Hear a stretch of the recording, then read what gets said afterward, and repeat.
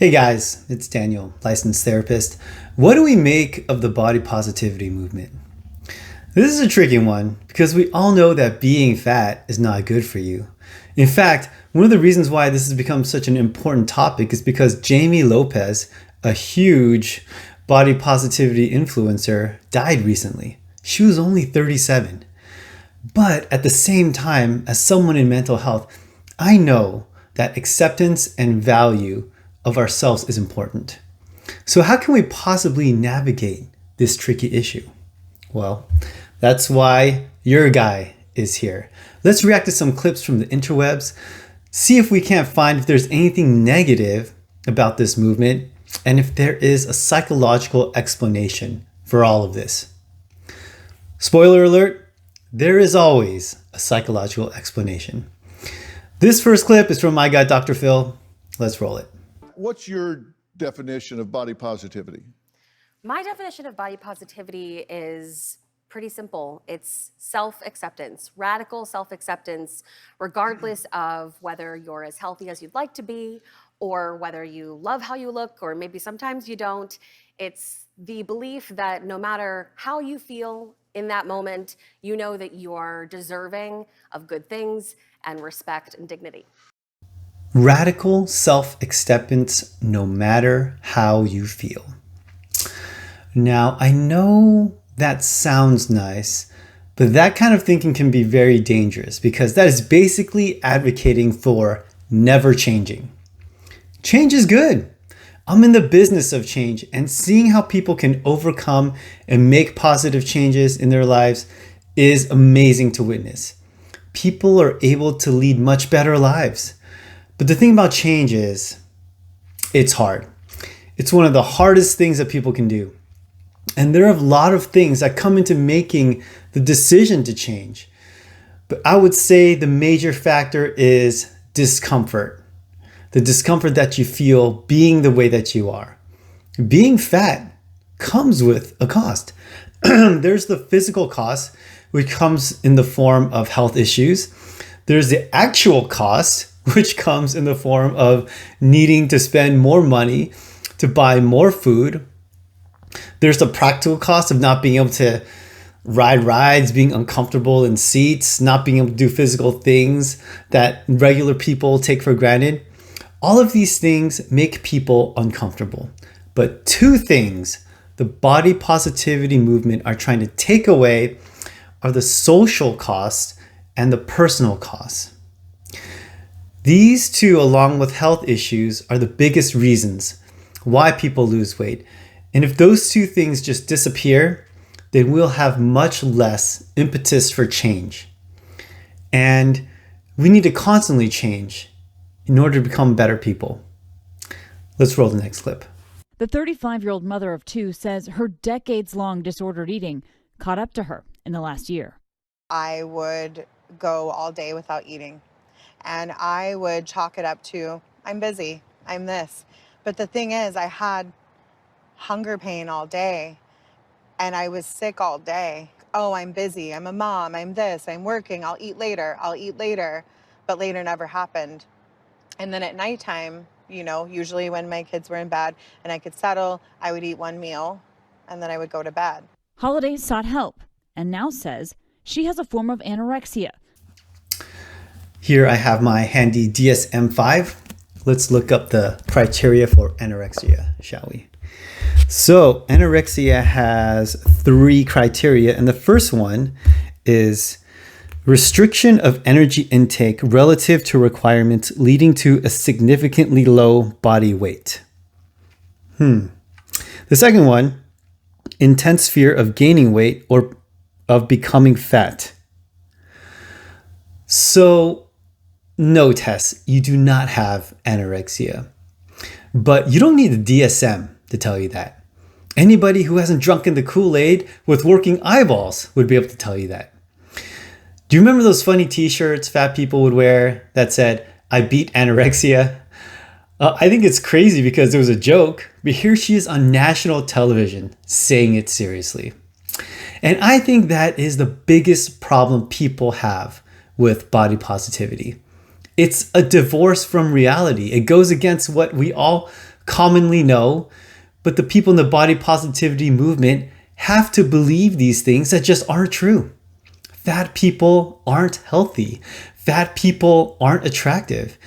And in order to really believe that, you need to do some pretty fancy mental gymnastics until we end up with something like this.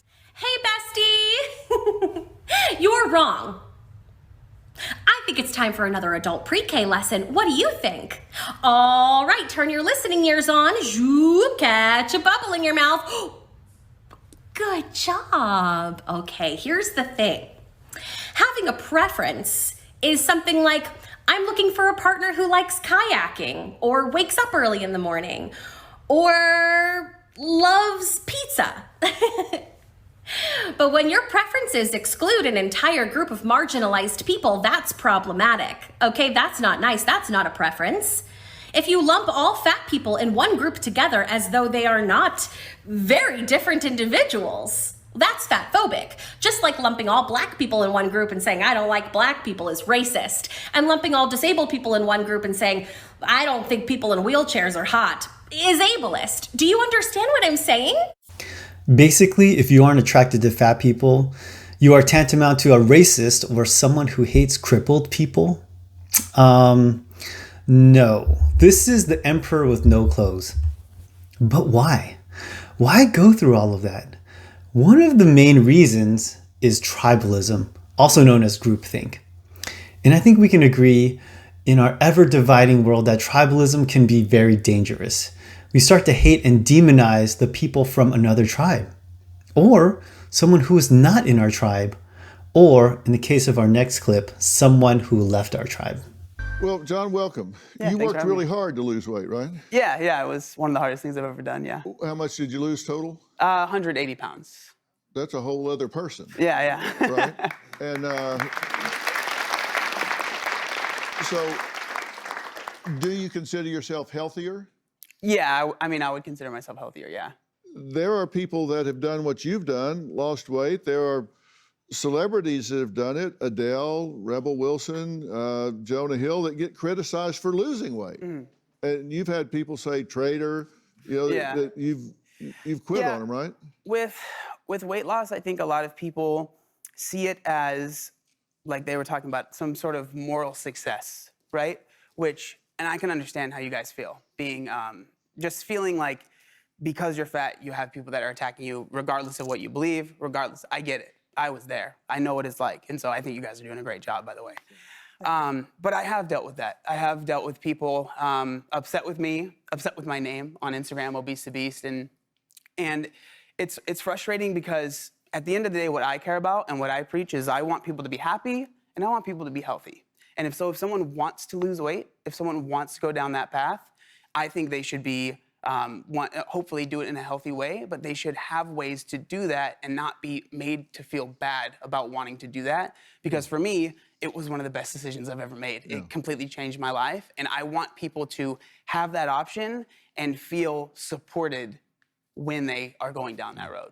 This guy did a good thing. This guy did a difficult thing and should be celebrated. He should be emulated, but instead he's hated. And thus we are going backwards and disincentivizing people to make change and get healthy. So thus far, we have gone over a lot of the negatives of this whole movement.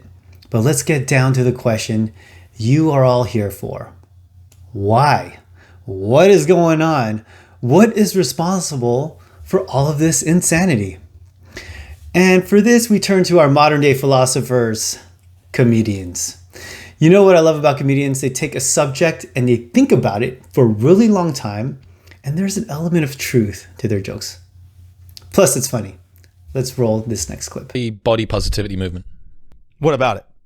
So I saw a Bill Burr bit from his show at Red Rocks, and he had this really fascinating insight. So I've learned about this thing called intrasexual competition, right? What? Intrasexual competition. Okay. So women competing with women for men, and men competing with men for women. Yeah. The current world, both popular media and also the men's online dating space, is saying that men and women are each other's adversaries, right? That their loss is your gain and vice versa. But it seems like most competition happens intrasexually, not intersexually. Burr nailed it in this piece. What he was saying was, how have we got ourselves to the stage where normal, average, can't remember your name-looking women have convinced all of their bigger friends that they don't need to lose weight? The reason for that is that it makes you the hot one in your group of friends. You reduce your own intersexual competition by encouraging body positivity. It's like, keep on eating, you fat, lose a toe. Like, so that, it made me see body positivity through an entirely new lens. Wow, that is devious. Could it be that the regular looking woman has somehow duped a large portion of the population to get fat so they would be more attractive in comparison? That is some high level of manipulation. Honestly, I doubt that is the case, but I didn't even think about it, so maybe it's possible. And if it is true, then how devious are the roots of this movement? But, this can't be the main answer. In my opinion, it's two things. One is obvious. It's ego fragility and a low sense of self. Hey, it's hard to look at yourself as less than. It takes a strong person to take criticism and to face the fact that as currently constructed, they are not ideal. And like I said, change is one of the hardest things people can do. And when things get hard, people need to get strong. But that's not super insightful. Probably anyone could tell you that fat people just lack the willpower. The thing that drives this movement, along with ego fragility, is the conflation of intrinsic value with what is valued in society. Look, all people have value. And all people should look at themselves with worth. But not all attributes are valued. Not all identities and labels are valued in society. And that's okay. We don't all have to be the president to have value. We don't have to be rich, famous, or popular. So you're fat, or ugly, or stupid, or boring. That doesn't change your value as a person. But we do have to face the reality that fit people are more valued and desirable. The good thing about being fat is you can change that. People who are ugly or short can't. But there is still good news. Even though you're not valued in one specific area, you can still be valued for other things. Anybody can be kind, honest, caring, thoughtful, and have integrity. So, if we do not conflate worth and value with what is valued, then we can be fat and happy, which might not be a good thing, but at least we won't have the insanity of this movement. If you have anything or anybody you want me to react to or analyze, please leave it in the comments below. Thank you for watching, you amazing person. See you next time.